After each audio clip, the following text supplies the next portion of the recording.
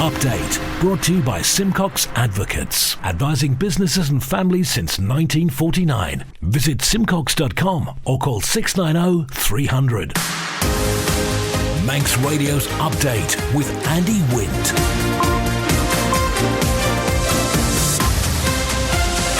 Pastor Mai, good evening. It's 5:30. This is Update for Wednesday, 20th of March, 2024 from Manx Radio. 30 minutes looking at the latest news on the island. Background to that news and sport and business, Sea Watch and travel updates, and the newsmakers in person. This evening, Queen Camilla came to town today, and Douglas is now a city. The no new TT scoreboard for the foreseeable future. An updated island plan, but not everybody's impressed. Obstacles to young people buying their first property, and the COVID Memorial Garden will be delayed. Man Benham for all your business and legal needs. First of all, at 29 minutes ahead of 6 o'clock, the Update News headlines. Faster My Dave Moore. Faster My. Queen Camilla delivered a speech at Douglas City Hall earlier today, officially declaring the Isle of Man's capital a city. She then attended a reception at Government House, meeting representatives from Manx charities before departing the island. A by-election will be held next month to fill 2 vacant seats on Port St Mary Commissioners. 3 candidates are standing: James Helps, David Scott and Jean Tier. Police are appealing for witnesses after an individual was left with substantial injuries to their face in Laxey last night. It happened at around 6:30 on Minorca Hill, and there are believed to have been a number of people in the area at the time who helped the victim. Elsewhere, an IT worker has been found guilty of murdering a couple with fentanyl and rewriting their will to make him a director of their bathroom company.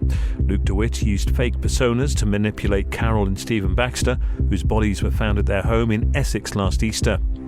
Irish politics has been caught off guard by the resignation of Prime Minister Leo Varadkar. He says he no longer feels he's the best person for the job. The Dublin government's been recently defeated in referendums to change the constitution. And a new report into vaping has found it could be linked to cancer in the same way as smoking. Until now, it's been seen as a safer option than cigarettes, though researchers say more work is needed before any firm conclusions. Those are the Update News headlines. The next bulletin is at 6. Secure tomorrow today with Man Benham's guidance on powers of attorney and more. Manx Radio Weather with Manx Glass and Glazing. Garamaya, thank you, Dave. From the Ronaldsway Met Office, there is a strong wind warning in operation for later on in the night. State of sea slight, then moderate tomorrow morning. And the weather after dark tonight: cloudy, mostly dry, and a moderate southwesterly down to 6 degrees. For Thursday, Jardine is cloudy with periodic rain and drizzle on a fresh southwesterly. Top temperatures 11, overnight minimum 5. And for Friday, Jehenya, sunny spells, a chance of a shower on the strong westerly, rising to 10 in the afternoon. Sunsets at 27 minutes before 7. High water 7, low water 19 minutes past 3. Sunrise 17 minutes past 6 tomorrow morning, and the morning high tide 21 minutes past 9. Manx Glass and Glazing are proud to be an approved contractor with Construction Isle of Man. Call the team on 674 573 or visit the showroom on the Snugborough Trading Estate. Bright spring sunshine marked today's royal visit to the Isle of Man, the first by Queen Camilla. At Douglas City Hall, where she officially named the capital a city, and at Government House, she cast a spell over all who met her. Her Majesty Queen Camilla is just arriving in front of us here on Ridgeway Street. We're accompanied by the sound of the Ellen Vannin Pipe Band as the royal car arrives in front of us as Her Majesty steps out. Queen Camilla just being greeted by the Mayor of Douglas, Natalie Byron-Tier. Madam Mayor, councillors, distinguished guests, ladies and gentlemen, Faster My husband is so sorry that he cannot be with us today, but he sent me here armed with a copy of his speech to read out on his behalf. Just before I begin, I'd like to thank you all for your warm welcome, with particular thanks to the little people, whom I was careful to greet as we drove past Fairy Bridge. I have some blue tits with me. I don't know what the collective term for blue tits is. Lynn is with me. What is the collective term? We're a flock of blue tits. You're a flock of blue tits. Have you been in today? I haven't. Most of these ladies have. Hi guys, you're from Onken School, aren't you? Yeah. Now, did any of you talk to Queen Camilla? I did. You did, but you shook hands, didn't you? How many did she shake hands with? She shook hands with me and Alicia J. Yeah, she shook hands with us. She shook hands with us. What's your name? Alicia J. She's been marvellous with us today, showing interest in what we're doing, talking to other volunteers, and she obviously knows quite a lot about the RNLI already, so it's been really lovely to talk to her. The Queen has just emerged from Government House talking to Sir John Lorimer in the warm sunshine, the March spring sunshine here at the Isle of Man. She steps inside the Royal Bentley with her personal standard.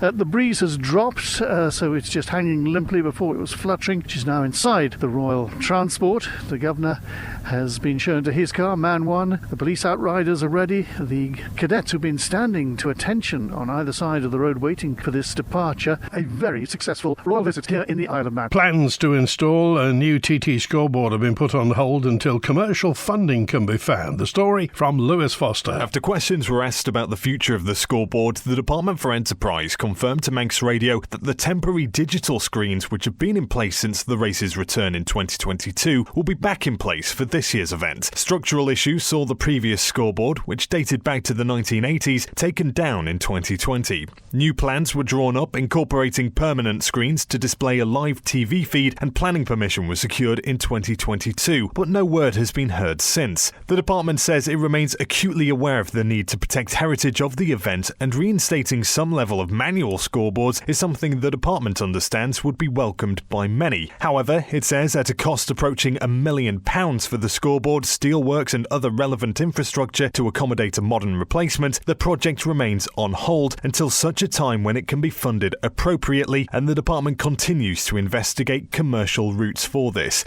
Meanwhile, there have also been questions about the grandstand and how much longer the current site will last. The DfE told Manx Radio in the last 5 years there have been significant infrastructure upgrades to the grandstand complex, including the welfare facilities, control room, seating areas and other areas of the grandstand and paddock infrastructure. Going forward, the building and surrounding site are subject to ongoing investment, maintenance and improvement, it says. But at this stage, and in light of the broader financial climate, this approach will continue, and there are no active plans to consider a larger redevelopment of the area.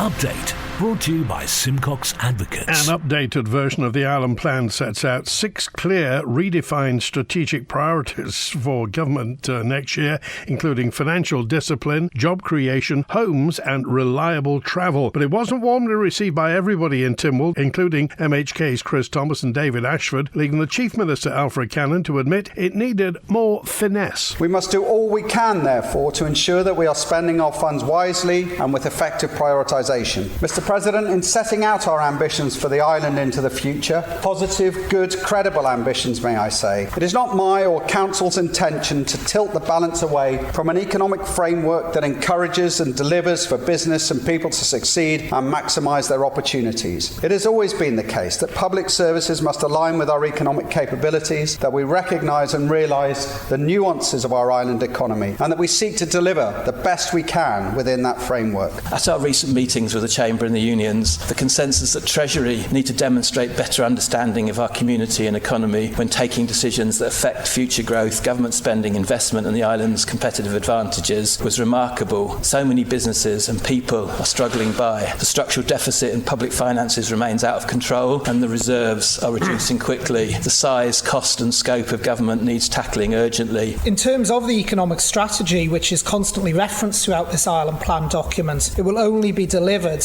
if businesses are confident that they should be investing and can invest and expand. So can I ask the Chief Minister what engagement has actually taken place with businesses at the coalface, so to speak? 21 minutes now before 6 on Update on Manx Radio, live from Douglas in the Isle of Man. Are enough people being helped by the Isle of Man's first-time buyers scheme? No, says 16-year-old Alex Cowley, chair of the Tynwald Youth Select Committee, who appeared on today's Man in Line live from St Ninian's High School. Although the Isle of Man government is already doing, some things to try and make housing more available to lower incomes or to first-time buyers, there is the first-time buyer scheme.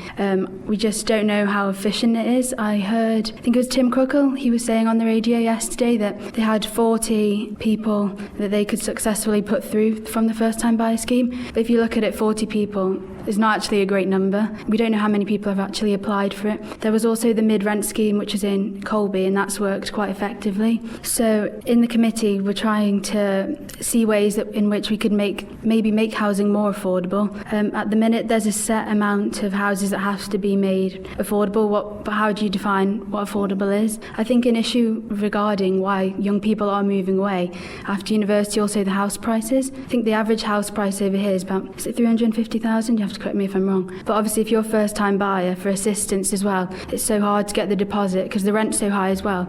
Like the rent, what you pay for what you get, is so high. To try and save a deposit whilst also paying your rent, which is high, is just, yeah. The only radio station that's Manx, and we're proud of it. Celebrating 60 years. This is Manx Radio. No problems at Ronaldsway Airport, and the boat, the Manxman, came in earlier, just before 5 o'clock. We'll have full travel details shortly. A dog owner from Douglas has been ordered to keep his canine under control after it bit two members of the public. Here's Tessa Hawley. Robin Williams of Westbourne Drive appeared at Douglas Courthouse. The 54-year-old admitted being the keeper of a dog which caused injury to another person on two separate occasions last year. On the 20th of September 2023, Williams had been walking Bruce, a white Catalan shepherd, around Westbourne Drive near to Ballacamine stores. When another man crossed their path, Bruce jumped up at him, biting his upper left thigh and leaving 2 bite marks. 2 months later, on the 23rd of November, Williams was walking Bruce in the same area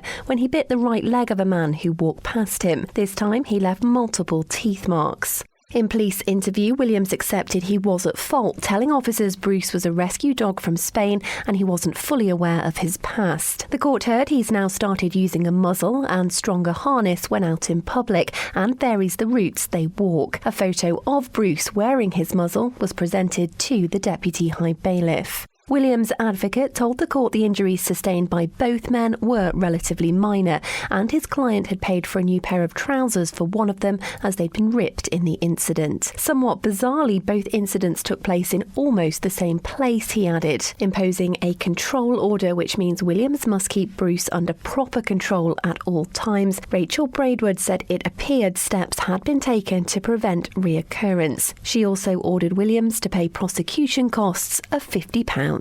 Manx Radio Business Briefing. At 17 minutes before 6, shares in Prudential tanked today, despite the insurance giant saying it's increasingly confident in meeting its long-term targets following a strong 2023, during which new business profits jumped by almost a half. Results were largely in line with or better than expected, although analysts put the negative market reaction down to ongoing concerns surrounding the company's end markets, namely exposure to China's struggling real estate sector. For a full daily market report, go to ramseycrookall.com.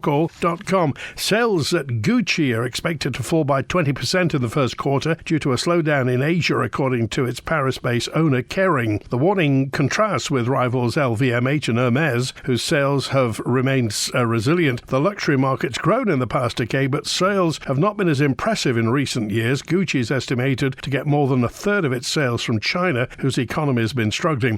Kering said the profit warning reflects a steeper sales drop at Gucci, notably in the Asia-Pacific region. The firm's scheduled to report its financial results on 23rd of April. Gucci accounts for two-thirds of the group operating income last year. Kering's other brands are Yves Saint Laurent, Balenciaga and Bottega Veneta. Last month, Kering reported its net profit fell by 17%. Shares have fallen by more than 23% over the past year. The Stock Market Report. Brought to you by Ramsey Crookall. UK and European markets mixed, and the dollar rose while stock and bond markets trod water as traders brace for what could be a crucial Fed Reserve meeting later in the day. The numbers from Ramsey Crookall. At the close in London, the FTSE 100 down 0.1%, 7,737. The DAX in Frankfurt up just over 0.1% at the close, 18,014. In New York City a short time ago, the Dow Jones Industrial up 0.02%, 39,180. The Nasdaq Tech Stocks Index up barely 0.1%, 16,166. The S&P 500 in the Midwest again up 0.1%, 5,178. In the exchange markets, the British pound sterling trading at $1 27.1 cents, €1 17.1 cents, and 23 South African rand 91.4 cents. In commodities, gold up 0.1%, $2,157 per troy ounce, and a barrel of Brent crude crude down almost a percentage point at $85.87. I'm running late again. Do you know where I put my car keys? In the fridge. Where's my phone? Under the dog basket. Bye. You haven't forgotten that we're seeing Ramsey Crookall later? Oh, no, of course not. 5 p.m, is it? 2:45. I'll be there. Life is busy. That's why Ramsey Crookall's team takes time to help you make a mindful investment decision, considering all the options, giving you full control of your financial future. Less stress, more assurance. Forgot to put my shoes on. See how we can make your money work for you. Call 717171 or visit ramseycrookall.com. Licensed and regulated by the Isle of Man Financial Services Authority. The Isle of Man in 30 minutes. Update on Manx Radio with Andy Wint. Fast by, plans for a COVID memorial garden have been put on hold and amid immense cost pressures facing the government. An appropriate location's been identified at an estimated cost of £150,000, but Chief Minister Alfred Cannon, MHK, expects the figure to have significantly increased. The Department of Environment, Food and Agriculture undertook the task of identifying appropriate locations within the Isle of Man Government's estate for the establishment of a COVID memorial garden. The project was tasked to be delivered by the Department of Infrastructure with environmental expertise and assistance from DEFRA as required. Following a comprehensive review of various sites by DEFRA, Cooley Gardens, located in St John's, emerged as the most fitting location for this endeavour. Subsequently, DEFRA engaged the services of a local landscape designer to develop a memorial garden that was appropriate. The intention was that once the design had been approved, the Department of Infrastructure would then procure and manage its installation and maintenance. Although the initial designs were procured, as there's been no specific budget available in DEFRA or the DOI for the development of this memorial garden, and both departments are facing significant cost pressures, the project is currently on pause and will need to have a bid made to the Capital Fund for the funding required in order to proceed. The costs 2 years ago were cited at approximately £150,000. I expect that cost now will have risen probably fairly significantly. Well, I do appreciate that the government budget does seem a lot of money, but as the Honourable Member would know if he was serving in a department, the cost pressures are immense at the present time. And of course, Tynwald has just voted through over £40 million worth of additional expenditure. The spending is having to be prioritised. Departments are having to look very, very carefully. I'm sure we'll be talking about prioritisation. COVID has taken its toll. I'm sure that this project will eventually get some traction, but of course it depends on the bids that now go into the Treasury and how those bids are defined amongst the prioritisation that's needed. Manx Radio Sport. Faster My Dave Moore. Faster My. Davy Todd's announced he'll compete in this year's TT Supersport races. He'll be riding the Power Toolmate Ducati Panigale V2. It means he'll now be competing with 3 different manufacturers at the event. He's with the Milwaukee Racing BMW team in the Superbike and Superstock classes and the Daffer Beck Kawasaki in Super Twin. Tonight's North West Counties Football League fixture between FC Isle of Man and Earlham has been postponed due to a waterlogged pitch. It means their next game will be at home at the Bowl this Saturday against Ramsbottom United. Meanwhile, the Isle of Man FA's announced Paul Suckling as a non-executive director. The Isle of Man netball team's in action this weekend when they take on UK Armed Forces squads in Portsmouth. It's part of preparations ahead of the island hosting the Europe Netball Open tournament in May. Head coach Claire Batty says with a number of regulars unavailable, it's a good opportunity for some players to experience playing at this level. We always want to play more netball against different opponents. And I think that because we've done that over a few years now, people have really got into how to prep for tournament and then how to sort of get back into life afterwards. We're really excited about hosting in May as well. There's so many things that we're looking at during this weekend. And finally, boxer Jade Burden's announced she's turned professional, the first female from the Isle of Man to do so. As an amateur, she represented the island at the Commonwealth Games. Manx Radio Travel, driven by Quayside Tyres and Service Centre. At the airport, inbound, the 525 Loganair from Manchester came in about 5 minutes early. Next is the 7:30 EasyJet from Gatwick on time. The 528 Loganair returning patient transfer from Liverpool's on time. The 8 o'clock Loganair from London City showing on time inbound. And outbound, 6 o'clock Loganair to Liverpool and the 8 o'clock EasyJet returning to London Gatwick. Temporary speed limits on the lower part of the TT course. Some prep work ahead of this year's TT, particularly between Cronkovody and Bagaro near Handley's Corner for some drainage work. Temporary lights on Governor's Road, Oncombe, between Blackberry Lane and Corkill's Roundabout for patching work. In Braddon, temporary lights on Braddon Road near Strang Close for a temporary pedestrian crossing. The roads are open, by the way. Queen Camilla has now gone. Laxey has got temporary lights on New Road between Old Laxey Hill and Lurgy Graw for crane work. Between Sulby Bridge and St Jude's, the St Jude's Road's closed for resurfacing. Temporary lights on Lazaire Road at Kerramore working on the pavements. In Douglas, temporary lights on Somerset Road, temporary lights on Newcastle Town Road at the Groves Road Junction, Hillside Avenue closed through to Circular Road, part of Switzerland Road's closed through till November, temporary lights on Brighton Terrace at the Mount Bradder Junction, and in Starvey, phase closures on the Starvey Road for water main work, phase closures on Ballakilferry Road and Kearndrockard Road in Antras is closed, and the Heritage Trail should reopen this weekend. It was closed between Crosby and Glenvine for duct insulation. Quayside Tyres and Service Centre with 1 year's free engine warranty from Castrol. Get more with Quayside.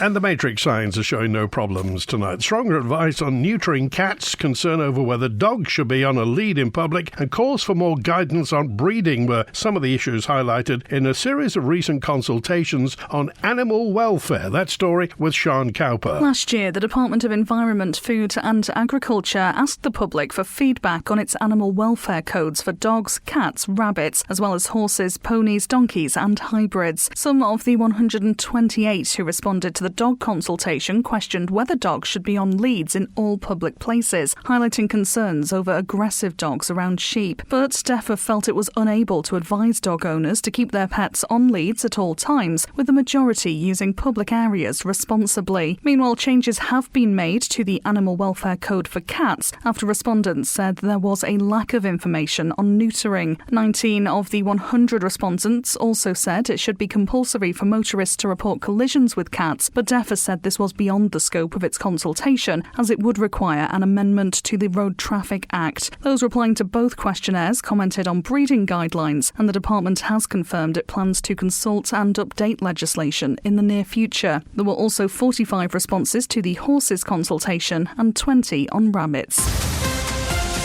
Update brought to you by Simcox Advocates, advising businesses and families since 1949. Visit simcox.com or call 690 300. The motor vessel Manxman left Heysham early this afternoon, 6 minutes after 1. She arrived in Douglas just before 5 o'clock and will be departing this evening at 7:45, arriving in Heysham at 11:30. The overnight departure from Lancashire is 2:15 a.m. back to Douglas at 6 tomorrow morning, and the morning departure 8:45. Manxman heads to Heysham.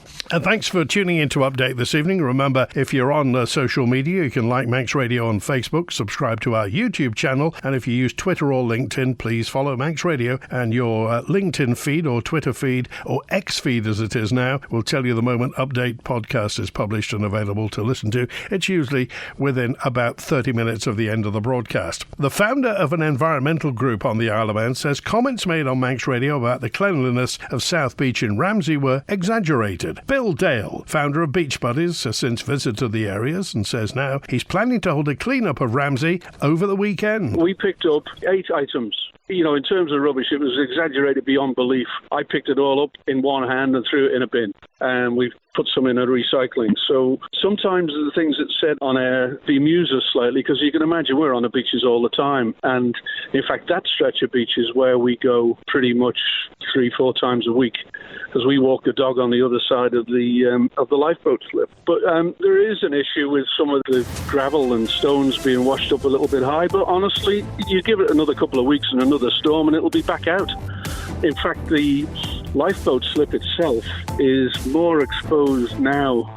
The bottom of it is more exposed now than it has been for a long time. So all it means is the stuff that's there is just getting moved around. There's a fair few sticks at the very high water mark, but honestly, it's fine. There's no problem at all. We just sometimes have to rein it in a bit, I think.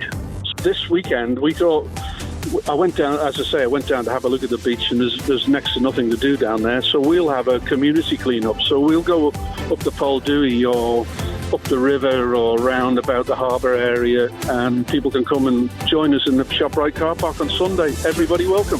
That's it for our update tonight, compiled from the resources of Manx Radio's news department. Thanks to newsreader Dave Moore, producer Beth Espy. After the news at 6, the arts programme Spotlight with Howie King, Greatest Hits with Chris Kinley at 6:30, the Opera Hour with Ernie Thorne at 9, and Update returns tomorrow evening, Thursday evening at 5:30. WINT